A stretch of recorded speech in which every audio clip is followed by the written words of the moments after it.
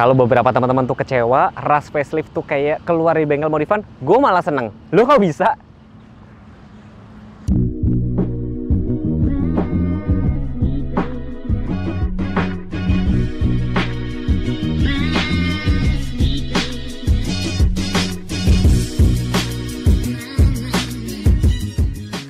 Udah berumur 3 tahun, kilometer mobil gue udah sekitar 67 ribuan. Berarti setahun agak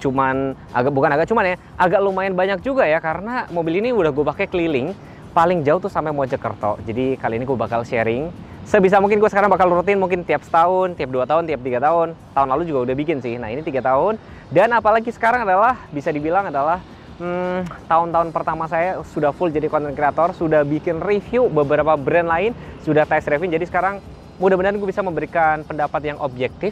Mungkin kalau kalian lagi cari mobil-mobil SUV atau mobil apapun, nanti kalian boleh komen-komen, Mas Teguh boleh dong diulas reviewnya dan segala macam. Kali ini gue bakal sharing pengalaman gue 3 tahun pakai ras, dan next mungkin gue bakal undang temen yang udah pakai mobil lain, misalkan XL7, mungkin Xpander, seputar pemakaiannya itu seperti apa. Tonton lebih lanjut ya.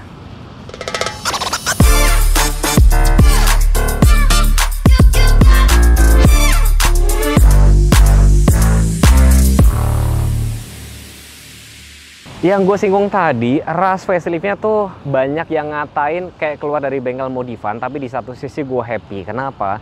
Nggak terlalu beda banyak sama mobil ras gue ini. Dan dipikir-pikir, ras gue ini umurnya sudah 3 tahun. Faceliftnya kan kemarin kalau dilihat dari tamak depan kan cuma beda apa? Desain bumper depan, terus grill doang kayak gini, warna hitam black glossy, jadi nggak terlalu beda banyak kan. Bahkan dia juga nggak ditambahin kayak fitur ADAS dan segala macam. Dan alasan kenapa gue lebih memilih ras itu, pertama dulu gue sempet galau mau ambil Xpander atau Veloz, tapi gue singkirin karena gue dulu adalah gue mau cari mobil yang bisa meningkatkan views. Dan memang ras ini secara desain gue tuh lebih pede loh kalau naik mobil ini. Bayangin deh kalau kalian naik mobil ras, atau lihat deh temen naik mobil ras sama Veloz, PD-nya lebih pede yang mana? Udah gitu ground clearance kan juga cukup tinggi kan. Jadi kalau gue sering lewatin jalan rusak dan segala macam, apalagi ini sisa-sisa RWD kan, jadi lebih pede aja. Desain dari tamak depan, looksnya seperti ini. Yang spesial apa sih? Paling lampunya sudah otomatis dan multi reflector LED. Fog lampnya memang masih halogen biasa, dan ini belum gue apa-apain. Baru terakhir kemarin sekitar Januari gue nano coating. Jadi biar apa? Biar kembali ke warna aslinya. Ya, mungkin banyak yang salah fokus, Mas. Velgnya jadi cakep. Gue stikerin doang kok. Stikerin itu di kemarin apa ya? Spora auto wrap ya. Nanti linknya saya taruh situ, bisa kontak sama ownernya. Belum ada gue apa-apain ya. Karena maksud gue mobil ini udah cukup ganteng gitu loh. Set cladding, terus kayak mungkin banyak yang bilang, Mas dibikin two-tone. Enggak, gue agak ribet. Jadi ini gue kasih ini aja. Dan nggak usah khawatir buat teman-teman yang misalnya, aduh Mas mobilnya nggak ada TPMS, gue tambahin.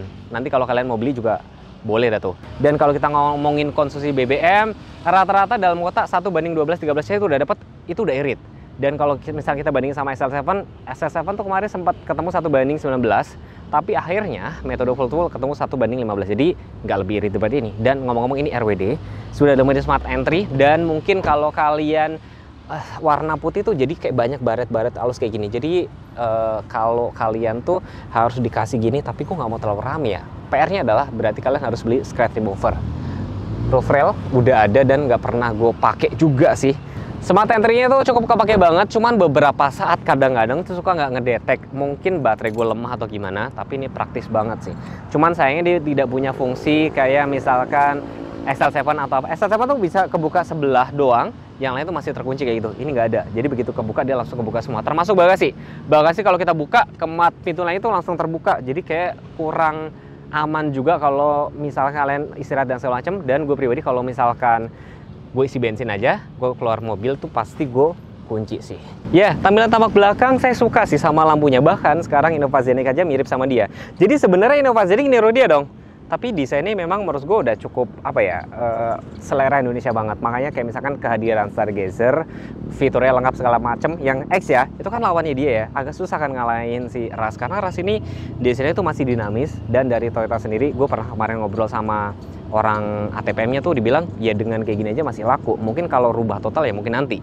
Antena shark fin, terus udah ada spoiler, defogger, parking sensor. Ini gue tambahin bukan karena dia agak norak sih guys, tapi sering banget mobil gue tuh ditabrak sama motor. Mau nggak mau gue kasih ya buat keselamatan aja sih. Dan ban serepnya sama persis dengan keempat ban lainnya. Ini dapat tambahan kamera dari dashcam. Jadi 70 Mei. Jadi mungkin kalau ada kayak SL7 jualannya adalah udah dapet dashcam, ini gue beli sendiri sekitar 3 jutaan. Enaknya lagi itu bisa di-download langsung dari aplikasi. Dan bagasi kayak gini seberantakan ini ya. Baris ketiga tuh sering gue lipet, jarang banget gue pakai kalau pas lagi mudik aja. Dan karena dia tuh nggak bisa dilipat rata, jadi agak cukup mengganggu dan kelihatan nggak rapi sih, gitu loh. Kayaknya Toyota sudah belajar dari ras yang lama, ras yang ini. Di sini tuh kayak ada ring chrome, ini hilang, copot. Gara-gara kenapa tau nggak? Gara-gara gue ganti nih dashboard sini kan, door trim, termasuk door trim kan gue ganti semua, ya kan. Dan pengerjanya ya kurang rapi, ini malah hilang, joknya udah gue ganti semua. Terus kayak misalkan di sini setirnya, ini itu ternyata bukan, katanya kan kulit ya, tapi ternyata bopeng-bopeng, belum teleskopik. Tapi yang saya suka di sini adalah AC-nya tuh dingin banget, meskipun dia cuma semburan atas doang, tapi dingin banget ya. Kadang-kadang tuh pas dingin banget. Kalau gue matiin pengap, serba susah ya. Head unitnya udah bisa Apple CarPlay, Android Auto, tapi pakai kabel Miracast. Kalau Miracast ya pakai Wi-Fi-nya aja. Terus di sini lampunya sudah otomatis. Dan fitur yang nyebelin itu adalah idling stop sih. Lain-lain semuanya sih ya so-so lah ya. Tapi hal-hal kecil kayak tempat kacamata, sun visor sini ada kacanya juga, itu oke lah. Oke. Dan posisi duduknya kalian bisa lihat sendiri, banyak banget teman gue yang kalau pinjam mobil ini tuh berasa waduh sempit banget ya. Memang begini, memang karakternya ras. Karena kan dia agak tinggi ya. Udah kayak gini, tapi tenang aja, ada adjuster. Ini udah paling bawah. Dan coba lihat baris kedua ya. Wheelbase-nya sekitar 2,6 kan, cuman saya agak terganggu tuh sini loh guys. Jadi untuk safety belt-nya di sini tuh agak mengganggu. Jadi kalau ini nggak boleh kedudukan, kalau kedudukan kayak bisa bahaya, bisa kena tulang ekor.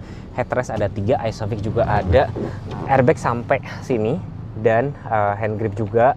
Terus yang saya suka sekarang, yang dari sekarang saya harus bilang suka ya. Jadi atapnya sekarang tuh berubah jadi hitam semua, mirip sama kayak Terios. Karena ini RWD juga, jadi sini ada gundukan kayak gini. Dan mungkin Toyota jadi catatan, di sini tuh udah keinjek sama ponakanku, udah susah, nggak kepake asli. Jujur tempat minum di sini tuh nggak kepake asli. Buat apa, mendingin nggak usah. Dan aslinya kalau menurut gue tuh ini tuh bukan aslinya tuh dia nggak ada, tapi kayak ditambahan. Jadi sehingga bentuknya tuh sangat tidak ergonomis gitu loh. Cup holder di sini udah banyak kok, 1, 2, 3, 4 udah cukup, jadi nggak perlu tambahin ini agak ribet. Jadi gue bakal cerita sedikit seputar suspensi ya, suspensi dan kenyamanan kabin. Buat gue pribadi, kalau gue udah biasa naik mobil itu ya, ini kabinnya tuh sebenarnya kalau dibanding sama Yaris Bapo gue dulu jauh, ini lebih kedap. Kalau dibanding sama Avanza yang E-manual kemarin gue pakai, ini lebih kedap. Konsumsi BBM itu gimana ya, konsumsi BBM ini 1:15 waktu gue pulang ke Pati. Tapi pada saat gue kemarin dari Banjar Tasik terus ke Bandung, itu cuma ketemu 1:13 karena banyak tanjakan turunan kayak gitu. Jadi agak lumayan cukup boros gitu sih. Nah kalau suspensi memang di sini tuh agak keras, ini keras banget. Apalagi kalau ketemu speed trap tuh kayak gak nyaman banget. Tapi ngomong-ngomong, mobil ini udah gue kasih balance damper sih. Jadi udah kasih balance damper lebih stabil sedikit. Jadi kalau pakai ini, gue tuh jujur lebih pede sih guys. Gue lebih pede. Jadi kalau ngeliatin jalan rusak atau kayak gang rumahku tuh kan gang sempit ya. Udah hafal, udah hatam lah kondisi kayak gini. Lebih bisa disiksa nggak? Iya. Tapi kalau misalkan gue bilang jangan cari kenyamanan di Toyota Rush. Toyota Rush tuh kalian nggak bisa cari kenyamanan di sini. Ini bantingannya agak lebih stabil semenjak gue pasang balance damper. Ya mungkin kalau kalian mau cobain, nanti link untuk pembelian saya taruh di deskripsi aja. Nih, jadi lebih kaku. Awal-awal jujur gue dulu pakai mobil ini tuh 2 minggu tuh badan tuh penyesuaian banget. Jadi kayak dulu tuh sering pusing, gue bingung kok pusing kenapa? Oh rupanya gara-gara suspensinya agak keras dibandingin sama dulu mobil gue yang Yaris Bapau. Nah nih, aduh. Ya kayak gini karakternya guys. Karakter tuh memang kayak gini. Aduh. Makanya kemarin gue sempet yang bikin video dibarengin sama Grand Vitara. Grand Vitaranya tuh mampu melahap jalanan rusak tuh lebih enak gitu ya. Ini lebih goyang-goyang kayak gini. Tapi yang bikin mobil ini laris-manis kenapa? Karena pertama desainnya oke. Ya meskipun itu subjektif ya. Desainnya ganteng, RWD, ya kan, RWD, terus 3 baris, AC-nya double blower, ya kan. Terus fitur entertainment cukup oke, apalagi sekarang sudah bisa untuk cek e-money kayak gitu sih.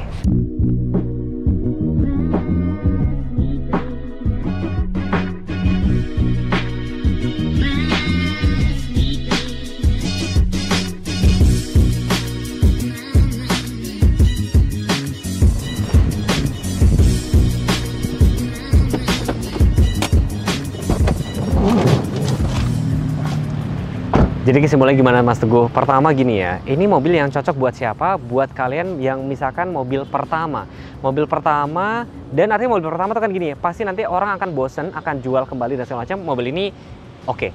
Dan kalau dari segi desain juga cukup mencolok di jalan kan. Coba deh kalian lihat orang naik Avanza sama Veloz dibanding sama mobil ini. Orang cenderung akan lebih memilih ini, wah looknya ini masih ganteng gitu, apalagi di sisa-sisa RWD kan. Dan kalau dari soal kesenyapan kabin, suspensi dan segala macam, suspensi ya agak keras memang, tapi memang desainnya harus dibikin keras. Kenapa kan? Kalau nggak dia makin limbung. Ini aja udah limbung. PR-nya mungkin kalau kalian mau lebih kedap lagi ditambahin peredam. Karena jujur aja, saking dia agak kurang kedapnya, gue kadang kalau perjalanan pulang kampung tuh gue jarang nyetel musik, lebih baik gue ngobrol.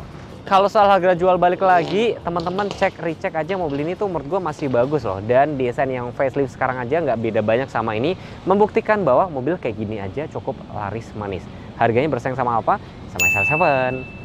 Lebih mirip-mirip, tipis banget kan, beda 250.000. Kalau sama Xpander Cross jauh, sama Stargazer X jauh, tapi fitur kan beda.